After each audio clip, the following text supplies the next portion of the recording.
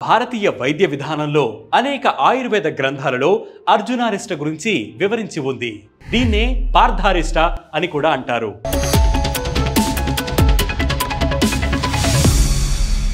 ఈ అర్జునారిష్ట ఔషధంలో ముఖ్యంగా ఉండేది తెల్లమద్ది బెరడు.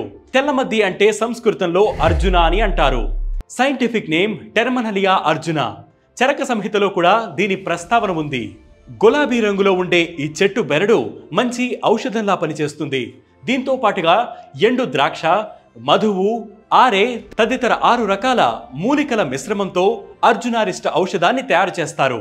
ఈ ఔషధాన్ని అన్ని రకాల హృదయ సంబంధిత రోగాలకు వాడుతున్నారు. రక్తనాళాలు బలహీనంగా ఉన్నప్పుడు వాటిల్లోని క్లాంట్స్ ను తగ్గించుకోవడానికి, రక్త సరఫరా మెరుగ్గా జరగడానికి దీన్ని ఉపయోగిస్తారు. పెద్దలకు వయసు రీత్యా వచ్చే హృదయ సంబంధిత సమస్యలను నయం చేయడంలో ఇది బాగా పనిచేస్తుంది. క్రమం తప్పకుండా వాడితే రక్త ప్రసరణ సరిగ్గా లేకపోవడం వల్ల వచ్చే తిమ్మిరులు కూడా తగ్గిపోతాయి. ఆస్టియోఫోరిస్ సమస్య ఉన్న వారికి అర్జునారిష్ట ఉపశమనం కలిగిస్తుంది.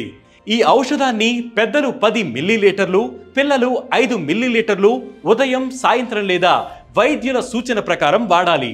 ప్రస్తుతం ధూత్, పాపేశ్వర్, భైర్యనాథ్, వైద్యరత్న తదితర ఆయుర్వేద ఔషధ సంస్థలు దీన్ని తయారు చేస్తున్నాయి. అర్జునారిష్ట ఔషధంలో తేనె కలిపి ముఖానికి రాసుకుంటే మొటిమలు, మచ్చలు కూడా తగ్గిపోతాయి. ఇలాంటి హెల్త్ వీడియోస్ మరియు హెల్త్ టిప్స్ కోసం వెంటనే వేటి న్యూస్ తెలుగు యూట్యూబ్ ఛానల్ని సబ్స్క్రైబ్ చేయండి. దాంతోపాటు వేటి న్యూస్ యాప్ని ఫ్లిప్ చేయండి.